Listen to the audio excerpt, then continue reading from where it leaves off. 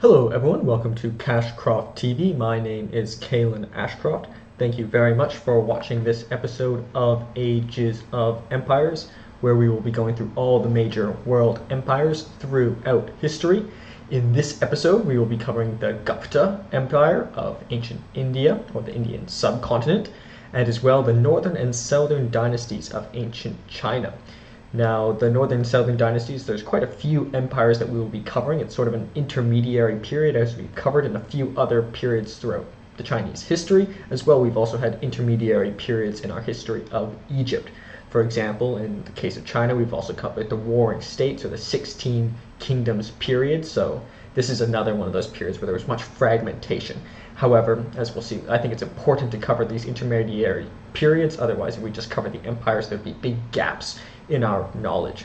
So furthermore, in the style of Plutarch's Parallel Lives, we will highlight a significant leader from each empire. So in this episode, we will cover Chandragupta II for the Gupta Empire, and we will cover Wen, or also known as Liu Yilong, from the Liu Song dynasty, so one of the dynasties of the northern and southern period. So, and by studying these individual leaders, we hope to learn a bit more about each respective empire and what it would have been like to live in the empire from the perspective of the leader. Furthermore, as mentioned, in the style of Plutarch's Parallel Lives, one of my favorite authors, long deceased, however, we will have a comparison between the two leaders. So at the end, we will compare Chandragupta II to Wen to learn a little bit more about how they are both unique relative to each other, but also to hopefully learn a bit more about their dynasties and empires more broadly. So without further ado, we will begin with the first empire, and then proceed to the first leader, then proceed to the second group of empires, the second leader, and then have a comparison between the two leaders.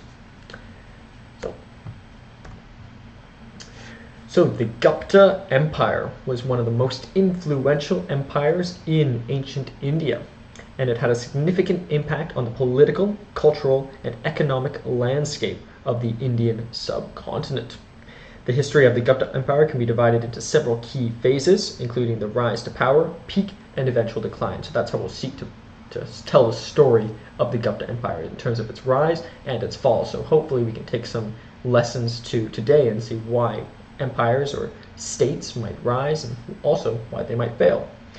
So for some general overview, the Gupta Empire was one, as mentioned, an ancient Indian empire which existed in the 4th century CE to the early 6th century CE. That's Common Era, or was previously called Christian Era. At its zenith, from approximately 319 to 467 CE, it covered much of the Indian subcontinent. This period had been considered as the golden age of India by some historians, although this characterization has been disputed by other historians, so take that with a grain of salt. The ruling dynasty of the empire was founded by Gupta, hence the name, the Gupta Empire. And most notable rulers of the dynasty were Chandragupta and Chandragupta I, Samdragupta, and Chandragupta II, as well as Skandagupta. So we will be highlighting specifically Chandragupta for a multitude of reasons, probably because he epitomized the zenith of the Gupta Empire, but also because the historical record for him is particularly strong relative to the others mentioned. But he's among the most important as well. Furthermore, the 5th century CE Sanskrit poet Kalidasa credits the Guptas with having conquered about 21 kingdoms, so a huge military force, or an impressive military force as well, both in and outside of India, including the kingdoms of Parasikas and the Hunas, the Kambojas, which were tribes located in the west and east of the Oxus Valley.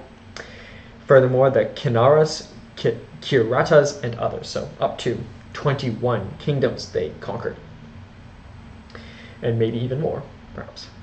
So furthermore, the high points of this period are the great cultural developments which took place primarily during the reigns of Samudragupta and Chandragupta II, as we will highlight, and Kamaragupta I. So not only a military force, but also big cultural developments during this time too. Furthermore, many Hindu epics and literary sources, such as The Mahabharata and the Ramayana were canonized during this period, so also an important period for literary achievements. Furthermore, the Gupta period produced scholars such as Kalidasa, Aryabhata, Varahamihira, and Vatasayana, pardon me for my pronunciation, I'm trying my best here, who made great advancements in many academic fields. I'm endeavoring to learn some Sanskrit, a little bit of Hindi, and some Bangladesh. However, my pronunciation is still quite poor, but I'm working on it. Always a work in progress, and I apologize. I'm trying to also make it phonetical too, so for those who are not familiar with these names, they might be able to track down these names that we're referencing here as well. So trying to find a balance. Furthermore, science and political administration reached new heights during the Gupta era. The period, sometimes described as Pax Gupta, gave rise to achievements in architecture, as we shall see, sculpture, and painting, and that set the standard form and taste that determined the whole subsequent course of art, not only in India, but far beyond its borders. So incredibly important in terms of architecture as well, that if the military achievements, cultural achievements, religious achievements were not sufficient. Furthermore, strong trade ties also made the region an important cultural center and established the region as the base that would influence nearby kingdoms and regions in India and Southeast Asia, so critical in terms of trade as well. The Puranas, earlier long poems on a variety of subjects, so Puranas are long poems, are also thought to have been committed and written texts around this period, so further literary developments. Furthermore, Hinduism was followed by the rulers, and the Brahmins flourished in the Gupta Empire. But the Guptas tolerated people of other faiths as well, so sort of a religious tolerance that isn't too frequent throughout history. The empire eventually died out because of factors such as substantial loss of territory and imperial authority caused by their own erstwhile feudatories, so internal stripes, as we shall see too, as well as the invasion by the Huna peoples, who were formed by the Kidarites and the Alchon Huns, and from Central Asia as well, so external and internal forces, as we shall see. Furthermore, after the collapse of the Gupta Empire in the 6th century, India was again ruled by numerous regional kingdoms, so it was once again divided. So, more specific details as for the rise of the Gupta Empire, circa 240 to 320 CE. So 319 is the date we'll consider our start period. However, this is leading up to our start period of the Gupta Empire. So the Gupta dynasty was founded by Sri Gupta around the mid-3rd century. So around 219 we'll consider our start date in the Magadha region. So we've covered the Magadha. There was many different dynasties that ruled over Magadha, but we compiled them into one Magadha Empire episode. There were different dynasties, however, that ruled over Magadha, but the Gupta Empire also came from this Magadha region, however, at a later period. Sri Gupta's son, Ghatotkacha, played a crucial role in expanding the empire's territory further. Chandragupta I, the grandson of Sri Gupta, is considered the first prominent ruler of the Gupta Empire. He married Licchavi princess Kamaradevi, which helped in establishing political alliances. So, not necessarily true, but many of the successful empires have been successful through tactical marriages, which is maybe often contrary to the concept of love, but maybe it's allows the people within their state to love more, so maybe a sacrifice that might be necessary. As for Chandragupta II, who we will highlight in a specific biography, and the golden age of the Gupta Empire, from approximately 375 to 415 CE. Chandragupta II, also known as Vikramaditya, was one of the most illustrious rulers of the Gupta Empire. Under his rule, the empire reached its zenith, expanding its boundaries through military conquests and strategic alliances. The Gupta Empire has became a major center for trade and commerce, fostering economic prosperity during his reign as well. Arts, literature, and science flourished during this period. The famous Sanskrit poet Kalidasa lived during the reign of Chandragupta II. Now it must be, as we'll see, as to be the ruler of the zenith is certainly a good thing in one's own lifetime, but one also must consider, why did the empire decline after oneself? So that's a question we'll pose and try to answer as well, maybe. So, as for the decline and fragmentation following Chandragupta II from 415 to 550 CE. After the death of Chandragupta II, the Gupta Empire began to decline due to internal strife and external invasion. So almost all the empires, not all of them, have been a culmination of external and internal factors that have led to the ultimate demise. And this is because, I believe, internal factors allow the external factors to become more threatening, whereas external threats also cause internal strifes to be stronger as well. If there are, for example, barbarians at the gate, maybe it's like, oh, maybe it's a good time to have a coup. Furthermore, Chandragupta faced invasions, one of his descendants, by the Pushmarites, and later the Hunas, also known as the White Huns, which weakened the empire. So there's those external factors, external peoples particularly. Furthermore, Chandragupta, Chandragupta's successor, managed to repel the Huns' invasion, but a significant cost to the empire's resources. So, I guess must defend it at all costs, but nonetheless, it was not a sustainable defense.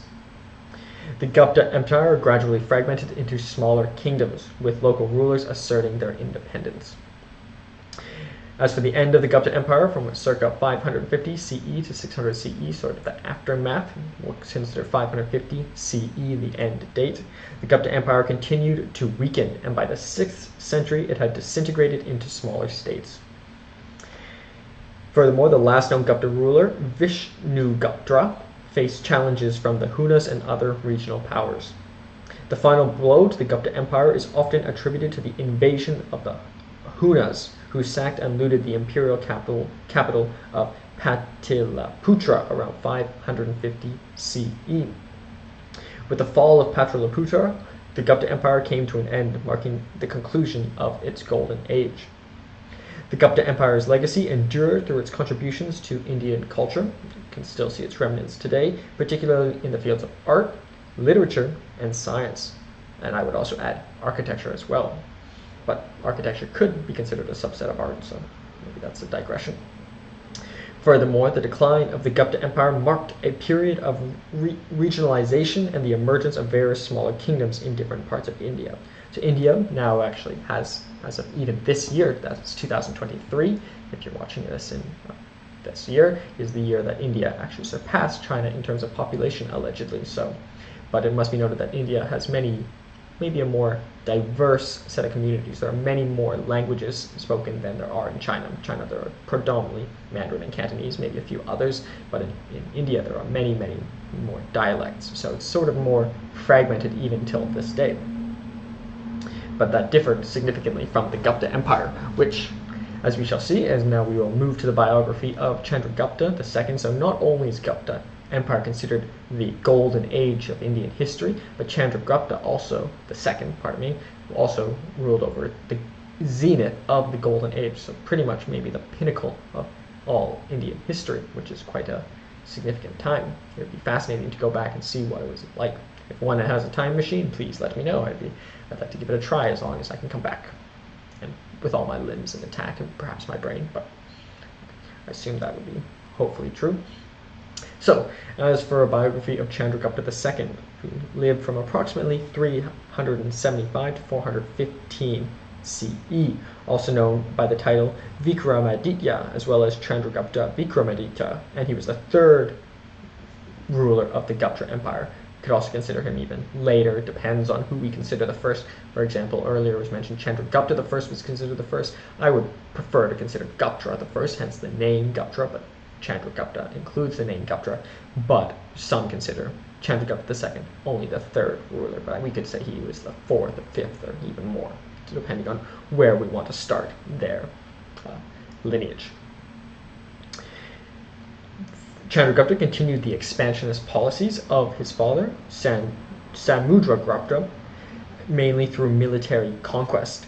Historical evidence suggests that he defeated the western Kshatraps and extended the Gupta Empire from the Indus River to the west to the Bengal region in the east, and from the Himalayan foothills to the north to the Narmada River to the south. So the first episode we had on the Indian history would be the Indus Valley Civilization, so I'd be grateful if you check that video episode out, where we discuss really the rudiments of the Indus Valley and sort of the earliest civilizations there. And if you already have, thank you very much. I'm grateful for your support.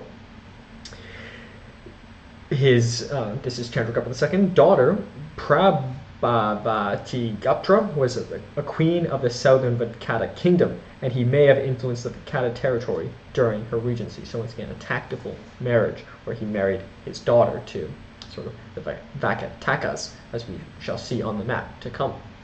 So not only successful in military conquest, but also in diplomacy, maybe at the cost of giving his daughter to wed, but into a powerful family nonetheless, but maybe it was not for love. Furthermore, the Gupta Empire reached its zenith during the rule of Chandragupta II, as mentioned. This period was generally considered the golden age of India. The period between the 4th and 6th century CE is known as the Golden Age of India, as mentioned, because of the considerable achievements that were made in the fields of mathematics, astronomy, science, religion, and philosophy during the Gupta Empire. The decimal numerical system, including the concept of zero, was invented in India during this period.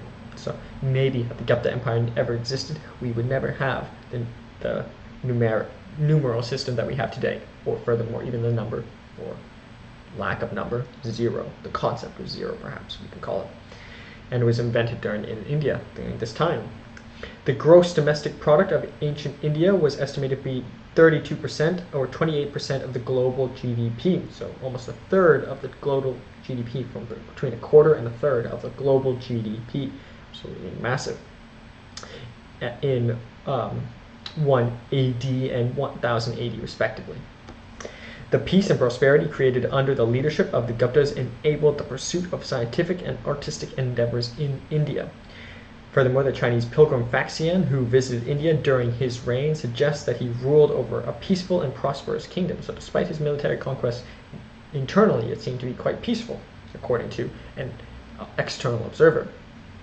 Furthermore, the legendary figure of Vikramaditya, that's also the other name for Chandragupta, is probably based on Chandragupta II, among other kings. And the noted Sanskrit poet Kalidasa may have been his court poet, so maybe contributing directly to that significant poet. So as for a biography of his life, so his name, Chandragupta II, his birth, Chandragupta II was born in the early 4th century CE. The exact date, however, remains uncertain. As for his ascension to the throne, Chandragupta succeeded his father, Chandragupta, as the ruler of the Gupta Empire around 375 CE. So pardon me, I think I actually mentioned that he thought he was born in 375, that's when he started to rule. My apologies for the confusion. His ascension to the throne, Chandragupta succeeded his father, Chandragupta, who was ruler of the Gupta around 375 CE, so he came from the royal lineage. Certainly helps. Can't say he wholly was self-made, but to some extent he might have been. His ascension was not without challenges, however, as he had to assert his authority and consolidate power. So still, the fact that he was the zenith still evidences that he may have likely outperformed his father. But maybe if his father and him were to switch place, maybe his father would have performed better with the inheritance that Chandragupta II received. As for the Chandragupta II's military achievements, Chandragupta II expanded the empire through a series of military campaigns. He undertook successful military campaigns against neighboring regions, including the western regions and the Deccan. He is particularly renowned for his victory over Shaka Kshatraps, which enhanced the Gupta influence in western India. As for marriage alliances, as mentioned previously, he forged by Chandragupta II also contributed to the political stability and expansion of the empire. For example, the marriage of his daughter to the Vakatakas to the south. As for their economic prosperity, and under Chandragupta II's rule, the Gupta Empire became an economic powerhouse. Trade and commerce flourished, contributing to the wealth and prosperity of the empire. The Gupta coinage system during his reign reflected the economic stability and extent of the imperial influence. So most of the empires that we're coming up to, maybe not all the empires we cover, but as they become more modern, it's sort of almost necessary that they have their own currency. So long as they use another empire's currency, it's not really, at least economically, independent. As for Chandragupta II's, but in this case the Gupta Empire was economically, they did have their own coinage system. As for patronage of the arts and culture, Chandragupta II was a great patron of the arts and culture. The Gupta period is often referred to, as mentioned, the golden age of India for this reason, and much of its cultural and intellectual achievements can be contributed to Chandragupta II's support or patronage. For example, the great poet may have even been of his court. The famous Sanskrit poet Kalidasa, who composed works like Shakuntala and Meghaduta, was part of Chandragupta II's court, allegedly. As for Chandragupta II's religious policies, Chandragupta II is believed to have followed the policy of religious tolerance, and his rule was marked by the coexistence of various religious communities. Maybe this was a factor of necessity to keep his state alive, or maybe he truly did believe it. Maybe he was really religiously tolerant himself, which would be, I would say, a good thing, depending on which religions one is tolerating, but I think religious tolerance should always be free. While he himself may have been a follower of Hinduism, there's evidence to suggest he was tolerant of other religions and traditions, but likely Hinduism himself. Okay. As for his death and succession, Chandragupta II's death date is not precisely recorded, but is believed to be around 415 CE. So that would be 75, 25 plus 15, that would be 40 years of reign. His son, Chandragupta, succeeded him as ruler of the Gupta Empire. So transition naturally to his son, hence kingdom, but nonetheless his son did not perform as well as he did. So maybe he did not train his son sufficiently, or maybe there were just natural causes that didn't allow his son to achieve that or maintain that which Chandragupta II achieved. Chandragupta II's reign is often remembered as the zenith of the Gupta Empire, characterized by military success, economic prosperity, and vibrant cultural achievements. His contributions left a lasting impact on the Indian subcontinent, influencing subsequent developments in art, literature, and governance. So that is the Gupta Empire and Chandragupta II. We will now discuss the content of the slide. And in terms of information, we have the title, the Gupta Empire and Chandragupta II. It was considered the golden age of India, and it was founded by Gupta during its zenith covered much of the Indian subcontinent. Significant leader that we've highlighted is Chandragupta II. Empire is the Gupta Empire, period 319 to 550 CE. Modern locations, India, Pakistan, and Bangladesh. Million square kilometers, 3.50 million square miles. The equivalent would be 1.35%. Of the world is 2.60%. So that is excluding Antarctica, but it is one of the most developed areas of the world at the time. So supposedly, allegedly, the GDP of India at the time was between 25 and 33% of the entire world. So despite, in terms of landmass, them controlling 2.6%, they supposedly control up to 33.33% of the world's resources. So very, very significant empire. Capital city was Pataliputra, which was eventually conquered, and Ayodhya later as well, for a period. As for the government, was a monarchy, as we saw with the passage from Gupta, down to Chandragupta II, down to his son, etc. Common languages were Sanskrit, which was the literary and academic language, and Prakrit was the common vernacular. Religions include Hinduism, which Chandragupta II likely himself subscribed to, but with religious tolerance they also appreciated Buddhism and Jainism.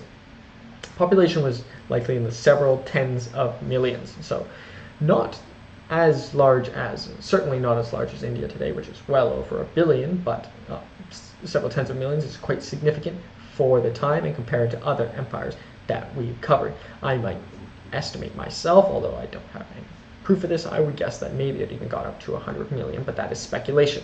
As far as I can find, it was likely in the several tens of millions, so don't take my word for that it was over 100 million, but just given the population today of India, I would think perhaps it could be, it's possible that it was in the 100 millions, but nonetheless, several tens of million is much larger than many of the empires, almost all the empires we've covered so far.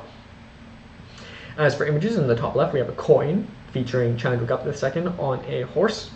To the right of that, we have the Dashavatra temple in Vishnu. It's a Hindu temple built during the Gupta period.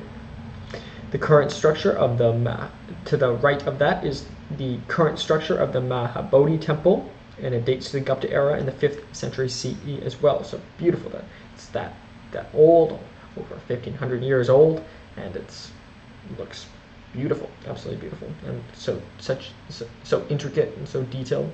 I've been fortunate to go to India, but I've not been. I've been to the Rajasthan and Jaipur regions, but I do not believe I've seen any of these sites. So I'd really like to go back to India. There's so much to see. It's such a beautiful country with a rich history as well. As for below that, we have, and I focus mostly on architecture for this because a lot of the slides we've covered previously, there's not been as much architecture that has still lasted. But here in this Gupta Empire, there's many sites that still exist today, which is sort of almost an anomaly as we've covered so far. Most of the empires would be pressed to find even 1 or 2 sites still in good condition. Below that, we have the Dashavatara temple, which also is a Vishnu Hindu temple built during the Gupta period. That's bottom to the left. And then to the right of that, we have the Patani temple, which is a Jainism temple built during the Gupta period. These are all built during the Gupta period. And to the right, we have a tetrastyle, pro-style Gupta period temple at Sanchi, besides the apsidal hall with a Maurya foundation. So the Maurya Empire was one of the dynasties of Magadha, which we've covered, and so it's built on that foundation. An example of Buddhist architecture and Hindu architecture combined. So absolutely beautiful. We can start to learn a little bit about the differences between.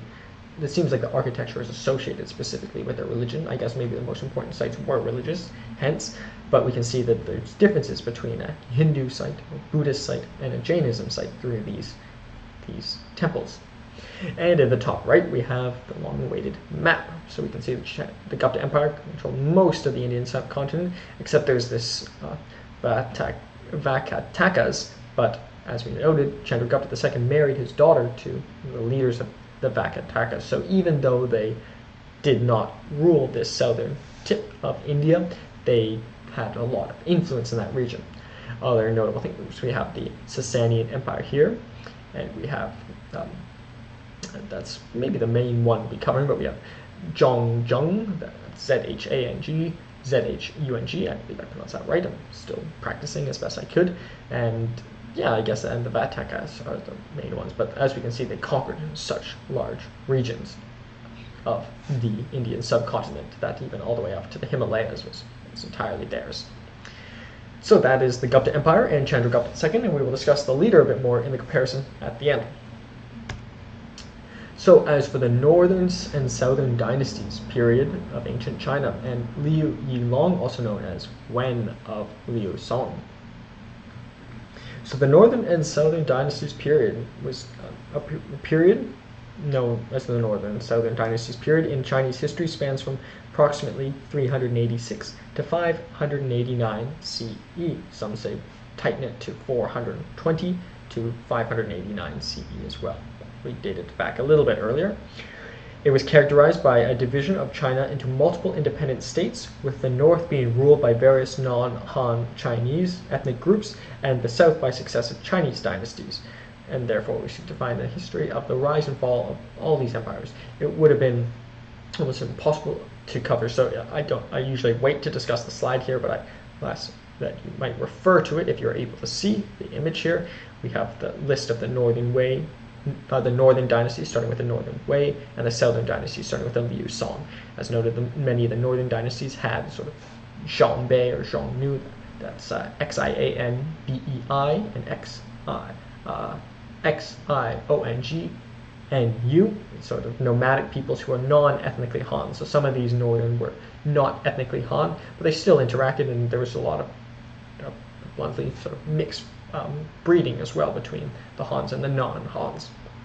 So this is sort of, as we can see here are all the empires during the northern and southern dynasties period. So I hope you can refer to that as we go through. And as mentioned, we're not dedicating a video episode to each of these empires because China was divided during this time. But it's important that we cover this northern and southern dynasties period because it spanned a large point of time of over 200 years, and it would not make sense. We got to fill in these gaps to really understand the history of ancient China, as we did with ancient Egypt. For example, we covered all the intermediary periods separating for example, the Old Kingdom of Egypt, Middle Kingdom, and New Kingdom, etc. So, the Northern and Southern dynasties, for some background information, was a period of political division in the history of China that lasted from 386 or 420, but 386 is when Northern Wei began, but 420 was when Liu Song began. So we can debate on when we want to start it. But 589 was the end this Northern and Southern dynasties period followed the era of the 16 Kingdoms period and the fall of the Eastern Qin dynasty, that's Jin. And formerly the Qin dynasty did rule over all of China, then the western portion collapsed, and then eventually the eastern portion collapsed, leading into this Northern and Southern dynastic period. It is sometimes considered as the later part of the longer period known as the Six Dynasties period, which could be considered to go from 220 to 589 CE, but I think the Qin dynasty, that's once again Jin, needs to separate these because they did rule over almost all of China. Albeit an age of civil war and political chaos, it was also a time of flourishing arts and culture, advancement in technology, and the spread of Mahayana Buddhism and Taoism. The period saw a large-scale migration of the Han people to the lands south of the Yangtze, which is the river, and the period came to the end by the unification of all of China proper by Emperor Wen, not to be confused with Emperor Wen of the Liu Song dynasty, but Emperor Wen of the Sui dynasty, that's Sui dynasty. So the Sui dynasty would later reunite China, so we will cover that dynasty to come. During this period, the process of Sinicization, which is to Chinify or to Hanify specifically, accelerated among the non-Han ethnicities, so they became more Chinese in the north and among indigenous peoples in the south. So the indigenous people in the south was more Han, and they were sort of Sinicizing, Hanicizing. One could call it the technical term, but Sinicize is the technical term to make them northerners, for example, the nomadic people, more Chinese. This process was also accompanied by the increasing popularity of Buddhism, introduced into China in the 1st century in the northern and in both northern and southern China, and Taoism gaining influence as well, with 2 essential Taoist canons written during this period. So Buddhism becomes prominent here. Buddhism comes from India too. So as we've covered with many of the Indian empires, they're very critical in the creation and expansion of Buddhism, and if it weren't for those Indian empires, maybe the history of China would look quite different. Furthermore, notable technological advances occurred during this period. The invention of the stirrup during the earlier Qin dynasty, 266 to 420 CE, that's the end of the Eastern Qin dynasty, helped spur the development of heavy cavalry, so as a combat standard. So heavy cavalry became prominent here. So it was already a warring period, and with heavy cavalry, things certainly get difficult. We've seen lots of cavalry had been focused on horse archers, which I always say it so many times, but for example, if the horse is going 100 miles per hour, which the horse couldn't go 100 miles per hour, but nonetheless, if it could, let's say it was going 60 miles per hour, and the arrow goes 60 miles per hour, the arrow is actually going 120 miles per hour, so the velocities add. But if you shoot backwards, then it detracts. So if the horse is going 60 miles per hour north, and you shoot an arrow 60 miles per hour south, it actually stays still. As for notable technological advances during this period, once we had the stirrup, introduced heavy cavalry, so that's significant. And historians also note advances in medicine, astronomy, mathematics, and cartography. Intellectuals of the period include the mathematician and astronomer Zhu Chongzhi, that's Z-U, next word, Chongzhi, who lived from 429 to 500 CE, and astronomer Tao Hongqing, that's Taohongjing. So, as for the rise and fall of the northern and southern dynasties, so starting with the end of the Qin dynasty, ultimately, which reigned from 265 to 420 CE with the fall of the Eastern Qin dynasty. So the period of the northern and southern dynasties begins with the fall of the Eastern Qin dynasty in 420 CE. The western fell in 386, and which was weakened by internal strife, external invasions, and nomadic incursions, as we highlighted in the Qin dynasty episode. The last Qin emperor abdicated to Liu Yu, a military general who declared himself the first emperor of the Liu Song dynasty in 420 CE, marking the beginning of the southern dynasties. As for further division of China, during the northern and southern dynasties period, China was politically divided into multiple states, as we've seen. The south remained under the rule of successive Chinese dynasties, while the north saw the emergence of various non-Han ethnic groups. So as we can see that the southern sort of went from one dynasty to the other. Ultimately, however, during the Chen and Western Liang, it divided. But the Northern Wei was divided more. It went from the Northern Wei and then divided. But it also must be noted as, once again, the Northern was less Han and had many non-Han ethnic groups, for example, from the Xiongbai or Xiongnu nomadic invasions. Furthermore, the northern states included the Northern Wei, as mentioned, the Eastern Wei, the Western Wei, Northern Qi, that's Qi, and the Northern Zhou, which is Zhou. The southern was ruled by the Liu Song firstly, to the southern Qi, Qi, to the Liang, and then to the Chen dynasties, as well the western Liang. So starting with some details on the northern Wei dynasty, because it was particularly large and for a particularly long period of time as well. So the northern Wei dynasty, founded by the Tuobo clan of the Xiongbai people, so it was founded by a non-Han clan, unified northern China under its rule. The capital of the Northern Wei shifted several times, as we shall see, and during this period, Buddhism gained imperial support, leading to the construction of the famous Yonggang grottos. As for southern dynasties, but then eventually the Northern Wei split into the Western and Eastern Wei, and then the Zhou and the Qi later took over those respective regions as well. As for the southern dynasties, in the south, a series of dynasties succeeded one another. The Liu Song, then later the southern Qi, that's Qi, to the Liang, and then to the Chen dynasties, and western Liang dynasties ruled successively in China, and Chen and western Liang simultaneously for a period. Despite internal conflicts, the southern dynasties contributed to the development of art, literature, and Buddhism. So it's quite a nice thought that despite all the battles and despite all the warring states, there still was so much art and so much recreation, as well as we see in, not particularly highlighted here, but you can see all those great art pictures of these parties basically they were having in ancient China, that despite all the war, they still knew how to enjoy themselves. As for the Sui unification in 581 CE to 618 CE, so the northern and southern dynasties era came to an end with the Sui, that's Sui, dynasty's unification of China.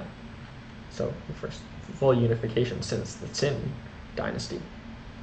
That's Jin dynasty.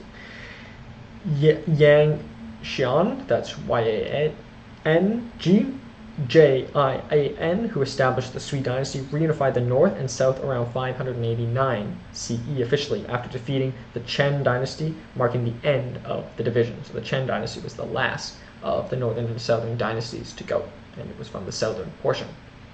589 CE, officially marking the end of the northern and southern dynasties period by the unification under the Sui dynasty. As for the legacy of the northern and southern dynasties period, the northern and southern dynasties period was marked by significant cultural, social, and political changes. Buddhism gained prominence during this time, and artistic and literary achievements flourished in both northern and southern regions, as well with the Sinicization of the nomadic peoples that took place during this period. The division of China during this time set the stage for the Sui and Tang dynasties, Tang would later come, which followed and contributed to the prosperity and stability of medieval China. So despite this division, there was still significant developments that laid the foundation for these successive dynasties to come.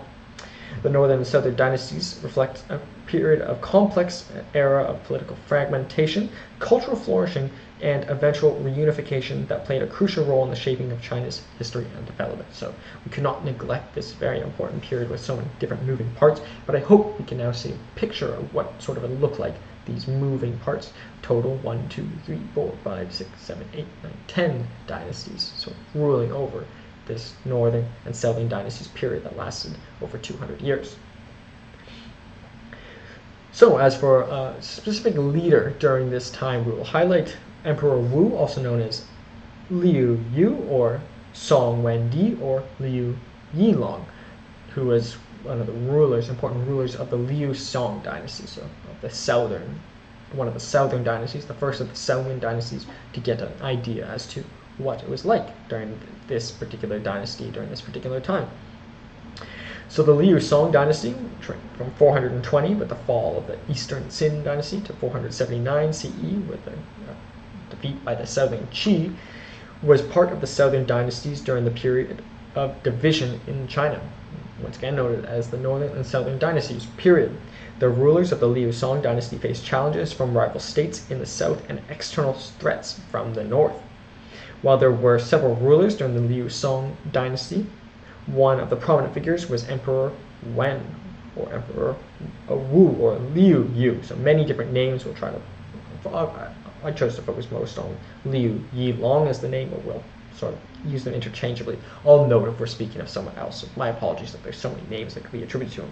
So therefore, we will seek to find a biography of the life of Emperor Wen of the Liu Song dynasty.